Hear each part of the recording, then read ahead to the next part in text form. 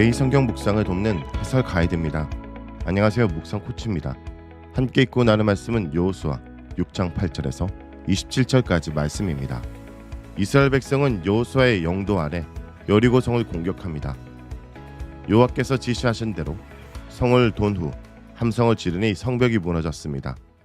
무장한 군인들이 여리고 성을 진입하여 랍의 가족을 제외하고 여리고 성에 속한 모든 것들을 진멸하였습니다. 오늘 본문을 읽겠습니다. 8절에서 21절 중 15절부터 21절까지를 읽겠습니다.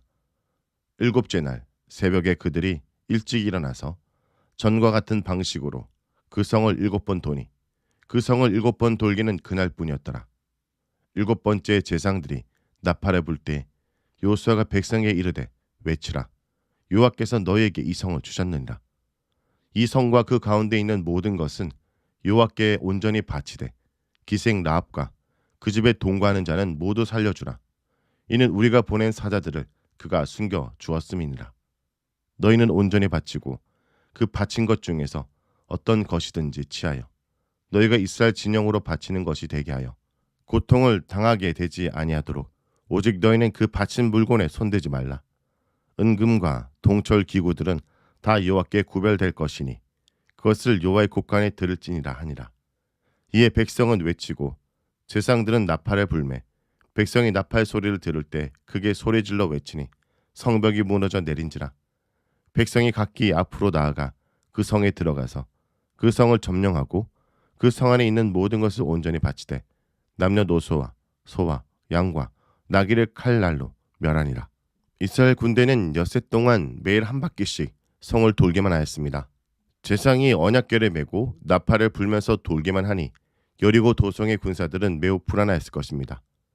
이미 여호와께서 홍해와 가나안 동편에서 하신 일을 듣고 마음이 녹아 있었던 여리고 사람들은 전쟁 같지 않은 전쟁을 수행하는 이스라엘 모습을 보면서 온갖 억측을 쏟아냈을 것입니다.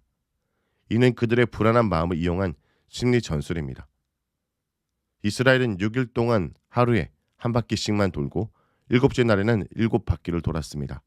그런 후에 헤렘법을 선포합니다. 여리고 도성에 속한 것을 모두 진멸해야 합니다.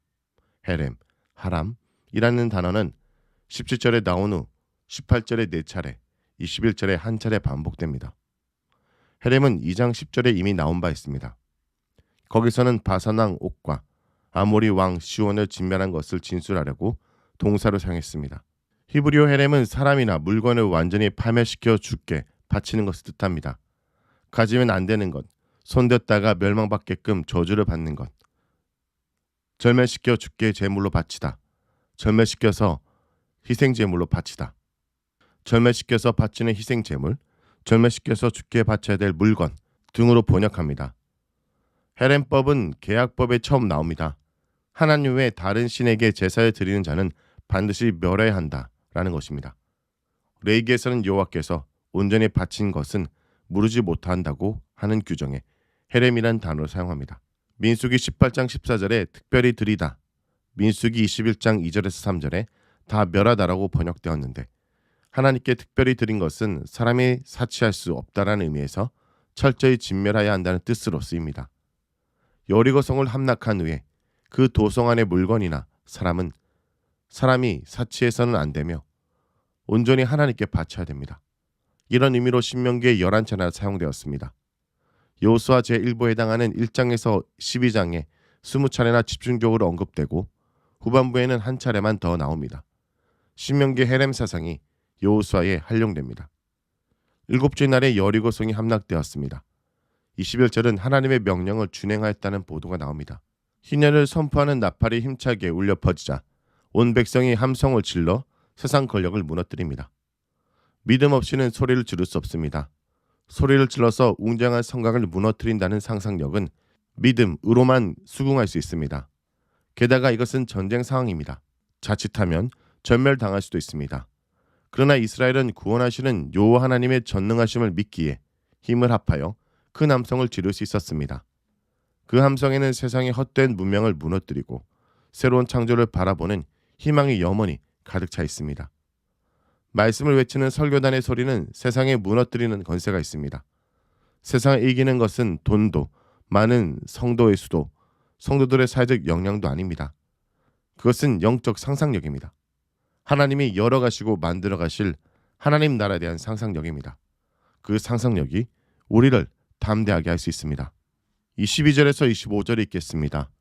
여호수아가 그 땅을 정탐한 두 사람에게 이르되 그 기생의 집에 들어가서 너희가 그 여인에게 맹세한 대로 그와 그에게 속한 모든 것을 끌어내라 하매 정탐한 젊은이들이 들어가서 라합과 그의 부모와 그 형제와 그에게 속한 모든 것을 이끌어내고 또 그의 친족도 다 이끌어내어 그들을 이스라엘 진영 밖에 두고 무리가 그 성과 그 가운데 있는 모든 것을 불로 사르고 음금과 동철기구는 여호와의 집 곳간에 두었더라. 여호수아가 기생 라합과 그의 아버지의 가족과 그에게 속한 모든 것을 살렸으므로 그가 오늘까지 이스라엘 중에 거주하였으니 이는 여호수아가 여리고를 정탐하라고 보낸 사자들을 숨겼음이었더라. 모든 것을 진멸하라는 명령에 따라 여리고 도성의 모든 사람을 죽이고 물건을 불태우거나 여호와의 곳간에 보관해야 합니다. 그러나 진멸 대상에 제외해야 될 사람이 있습니다. 일찍이 기생 라합은 정탐꾼 두 사람이 여리고 도성에서 쫓길 때 숨겨준 적이 있었습니다.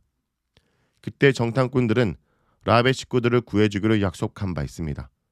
라합의 가족과 친족들은 가나안 주민이지만 라합이 여호와 하나님을 경외하였기 때문에 진멸 대상에서 제어되었습니다. 그래서 저자는 여리고 성의 함락 이후에 라합의 안전에 각별한 신경을 쓰고 있습니다. 그녀와 그녀의 가족들이 죽음을 면하게 된 것은 믿음의 결과입니다.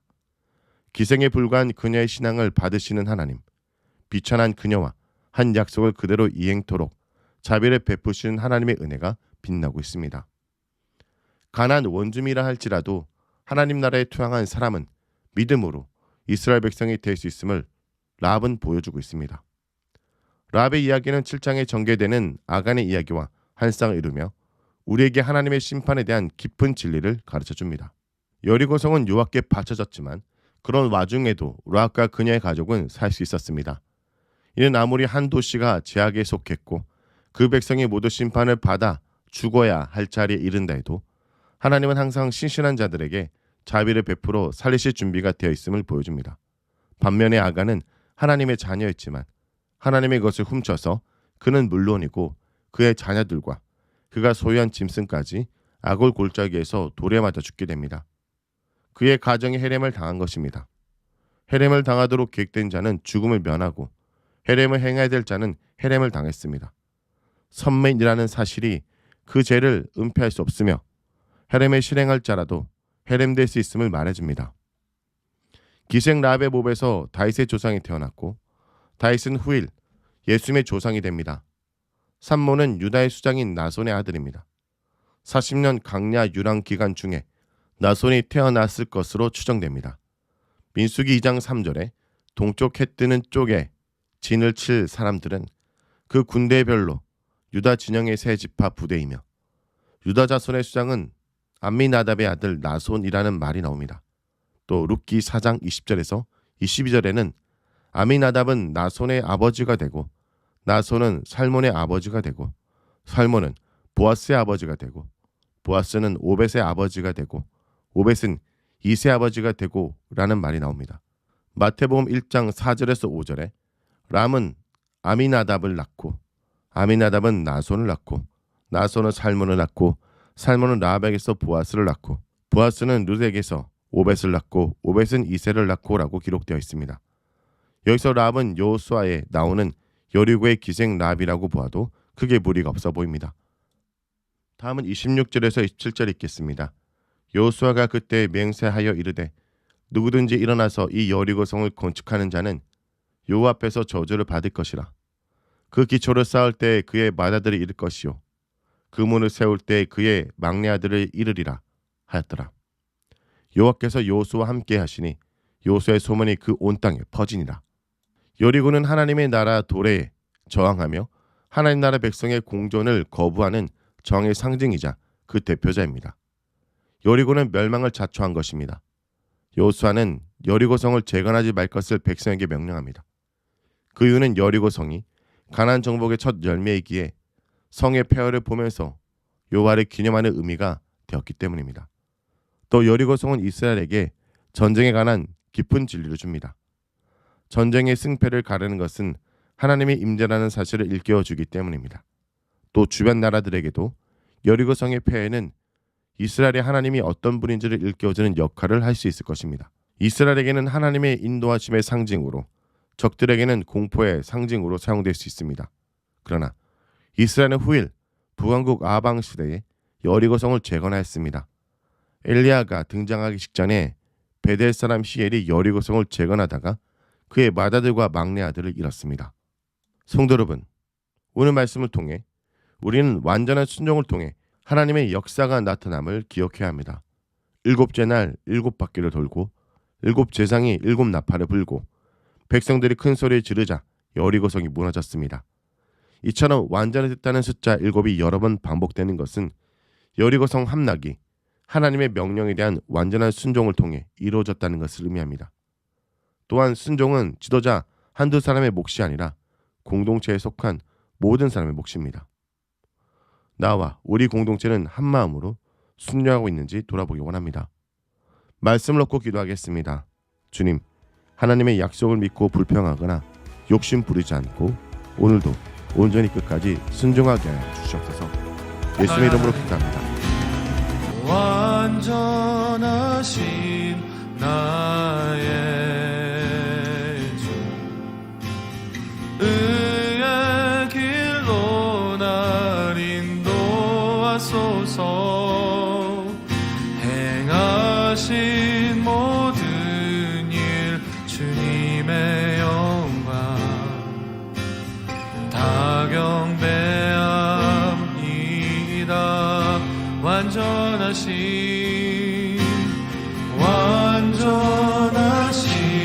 나의 주, 의의 길로 날 인도하소서.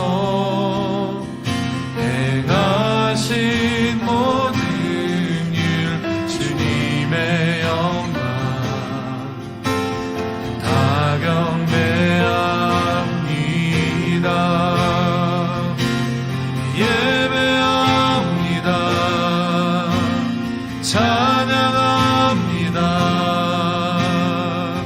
주님만 날 다스리소서. 예배합니다. 찬양합니다.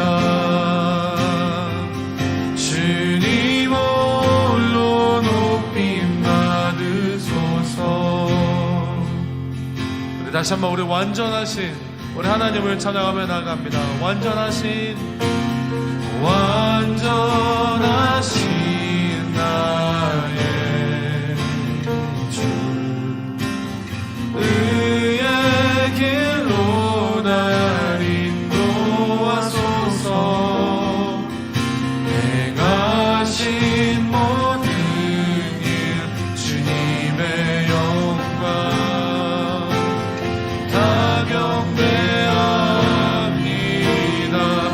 예배합니다. 예배합니다.